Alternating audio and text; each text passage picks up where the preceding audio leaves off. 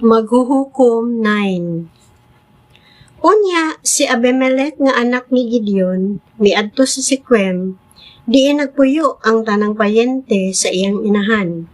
Gisugo niya sila sa pagpangutana sa mga nagpuyo sa Siquem. Unsa may gusto ninyo? Gusto ba ni kamong manduan sa 70 ka anak ni Gideon?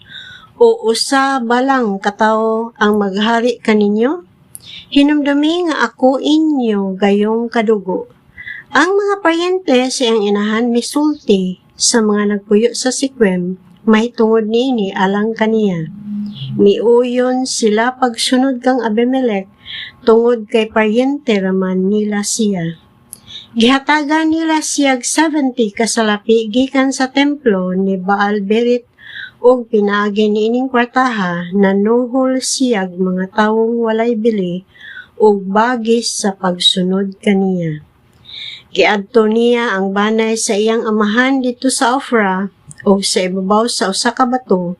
Gipatay niya ang iyang 70 ka igsoon. Apan si Jotam nga kamanghurang anak ni Gideon, mitago busa wala niya mapatay. Unya ang tanang mga tao sa Siquem o sa Bet-Milo nagtigom og nangadto sa sagradong tugas sa Siquem og didto gihimo nilang hari si Abimelech. Pagkadungog niini ni Jotam, miadto og mitindog siya sa tumoy sa bukid sa Gerizim og misinggit kanila. Pamati kamo kanako mga lumulupyo sa Siquem, og pamation unta kamo sa Dios. Kaniadto ang mga kahoy nangadto aron pagpilig hari alang kanila. Giingnan nila ang kahoyng olibo. Harii kami, og mitubag ang olibo. Talikdan ko ba ang akong lana nga gigamit sa pagpasinugog sa mga Dios o sa mga tao aron lamang sa pagmando kaninyo? Unya, ang mga kahoy miingon sa kahoyng igera. Harii kami. Apan mitubag ang igera. Talikdan ko ba ang matamis kong bunga aron lamang sa pagmando kaninyo? Busa, ang mga kahoy miingon sa ubas. Dali nga ri og harii kami. Apan mitubag ang ubas. Talikdan ko ba ang akong bino nga naglipay sa mga Dios o sa mga tao aron lamang sa paghari kaninyo? Unya ang tanang kahoy miingon sa sampinit. Dali nga ri og harii kami. Mitubag ang sampinit kung buot gayud kamong maghari kanako, magpahari kanako. Ngari kamo upasilong sa akong landong. Kung dili kamo mugula ang kalayo gikan sa sampinit aron pagsunog sa mga punoang sidro sa Lebanon. Nipadayon si Jotam. Karon, tinuuray bagayod ang paghimo ninyo kang Abimelech nga hari? Husto ba ang pagtagad ninyo kang Gideon o sa panimalay niya o gibuhat ba ninyo ang angay kaniya? Hinumdumi nga ang akong amahan, nakig-away alang kaninyo. Gitahan niya ang iyang kinabuhi aron pagluwas kaninyo gikan sa mga Midianhon. Apan karong adlawa, misukol kamo sa panimalay sa akong amahan.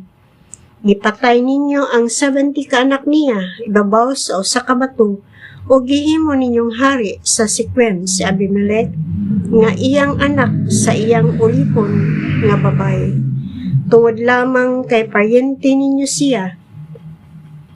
Kung ang inyong gibuhat ni ining adlawa, maoy pagpakita sa inyong pagkamatinud-anon o pagkamaunungon ngadto kang Gideon o sa panamalay niya, sige, paglipay kamo uban kang Abimelech ug angay siyang maglipay uban kaninyo. Apan kun dili mugula unta ang kalayo gikan kang Abimelech aron pagsunog sa mga nagpuyo sa Siquem o sa Bet-Milo. Mugula unta ang kalayo gikan sa Siquem o sa Bet-Milo aron pagsunog kang Abimelech. Unya mikagyo si Jotam og mipuyo sa Beer kay nahadlok man siya sa iyang igsuon nga si Abimelech. Si Abimelech naghari sa Israel sulod sa 3 ka tuig. Unya, gipaaway sa Dios si Abimelech og ang katawhan sa Siquem og mirebelde sila kang Abimelech. Nahitabo kini aron si Abimelech ug ang mga nagpuyo sa Siquem nga nagdasig kaniya pagpatay sa 70 ka anak ni Gideon kasilutan tungod sa ilang sala. Ang mga taga Siquem nagbutang og pipila ka tawo nga muatang kang Abimelech didto sa tumoy sa bungtod o gitulis nila ang mga muagi sa maong dapit. Nasayran kini ni Abimelech. Unya si Gaal nga anak ni Ebed miadto sa Siquem uban sa iyang mga igsuon ug ang mga tawo sa Siquem misalig kaniya. Nangadto sila sa kaumahan, nangutlog paras sa kaparasan nila, naghimog bino ug unya nagkumbira. Nangadto sila sa templo sa ilang Dios ug didto nangaon ug nanginom sila o gibugal-bugalan nila si Abimelech. Miingon si Gaal, kinsa man si Abimelech ug kinsa man kita nga taga Siquem nga mag-alagad kaniya? Dili ba si Abimelech anak man ni Gideon o dili ba si Zebul nga iyang luyo-luyo nag-alagad man sa mga tao ni Hamor nga mo'y amahan sa Siquem? Karon nganong mag-alagad man kita kaniya? Nangandoy ako nga maoy mangulo ni ining maong katawhan. Patyon ko si Abimelech, ingnon ko siya. Dugangi ang imong kasundaluhan o gawas o magsangka kita. Si Zebul nga pangulo sa syudad, nasuko pagkabati niya sa gisulti ni Gaal. Nagpadala siyang mga mensahero ngadto kang Abimelech sa Aruma aron sa pag-ingon. Si Gaal nga anak ni Ebed o ang iyang mga igsuon aniya sa Siquem o dili kanila pasudlon sa syudad. Karon, ikaw o ang imong mga tao kinahanglang manglakaw sa gabi o manago sa kaumahan. Ugma inigula ni Gaal o sa iyang mga sakop aron sa pagpakig-away kaninyo. Pakigbato kaniya kutob sa inyong mahimo. Busa si Abimelech ug ang tanan niyang mga tao nang lakaw sa pagkagabi. Nagbulag-bulag sila sa 4 ka pundok ug nanago sa gawas sa Siquem. Unya migula si Gaal og may tindog sa ganghaan sa syudad. Og si Abimelech ug ang iyang mga sakop nang gula sa ilang gitaguan. Sa pagkakita ni Gaal kanila, miingon siya kang Zebul, "Tanawa, ana ay mga tao nga nang lugsong sa bukid." Si Zebul mitubag, "Mga anino lang kana sa bukid, dili mga tawo." Si Gaal miingon pag-usab, "Tanawa, ani ay mga tawo nga nang lugsong sa agianan ug ang usa ka pundok nagpaingon dinhi gikan sa sagradong tugas sa mga tighimalad." Unya miingon si Zebul kaniya, "Hay naman ang imong gipanghambog, miingon kabaya, nganong alagaran man nato si Abimelech? Mao kini ang mga tawo nga imong gibugal-bugalan, hala gula na og pakig-away kanila." Gidala ni Gaal ang iyang mga sakop gawas sa Siquem og nakigubat sila kang Abimelech. Unya midagan si Gaal og gihukod siya ni Abimelech. Daghan ang samaran bisan didto sa ganghaan sa syudad. Mibalik si Abimelech sa Aruma o giabog ni Zebul si Gaal ug ang iyang mga igsoon aron dili na sila makapuyo sa Siquem. Sa pagkasunod adlaw, ang mga taga Siquem nangadto sa kapatagan ug nasayran kini ni Abimelech. Gidala niya ang iyang mga sakop ug gibahin niya sila sa 3 ka pundok. Unya nanago sila sa kapatagan ug nag-atang. Sa pagkakita niya nga nanggula sa syudad ang mga tao, migula siya sa iyang gitaguan o gipamatay niya sila. Si Abimelech ug ang iyang pundok midali pagdasdas o gibantayan nila ang ganghaan sa syudad. Ang 2 ka pundok misulong sa katawhan nga didto sa kapatagan o gipamatay silang tanan. Nakig-away si Abimelech sa mga nagpuyo sa syudad sa tibok adlaw. Nailog niya ang syudad o gipamatay niya ang mga tawo.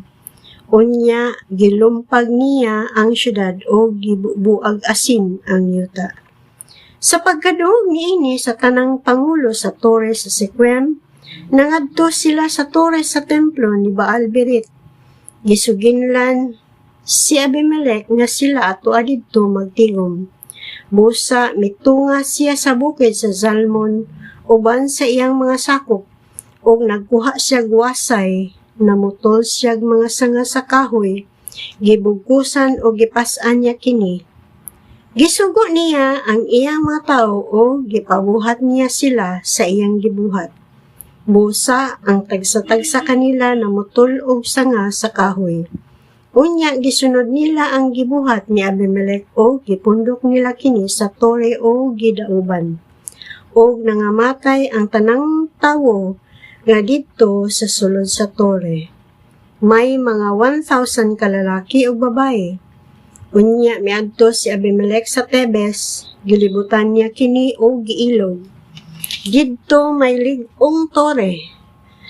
Ug ang tanang lalaki ug babae sa syudad lakip sa mga pangulo nanagan didto. Ila kining gikandaduhan og nangadto sila sa atop. Miadto si Abimelech ug giatake niya ang tore. Mipaduol siya sa pultahan niya aron sunugon ang tore, apan gihulugan siya galingang bato sa usa ka babae ug miliki ang iyang bagol-bagol. Unya midali siya pagtawag sa batan-ong lalaki nga maoy tigdala sa iyang hinagiban ug miingon, "Hansaki ako sa imong espada kay dili ko buot nga may moingon nga gipatay ako og usa ka babae." Busa gidunggab siya sa batan-ong lalaki og namatay. Sa pagkakita sa mga Israelita nga patay na si Abimelech, na mauli silang tanan. Busa gisilutan sa Dios si Abimelech tungod sa sala niya batok sa iyang amahan, kay gipatay man niya ang iyang 70 ka igsuon. Gipaantos usab sa Dios ang mga tawo sa Sequem tungod sa ilang pagkadautan sumala sa giingon ni Jotam nga anak ni Gideon nga mahiaguman gayud nila sa dihang gitunglo niya sila.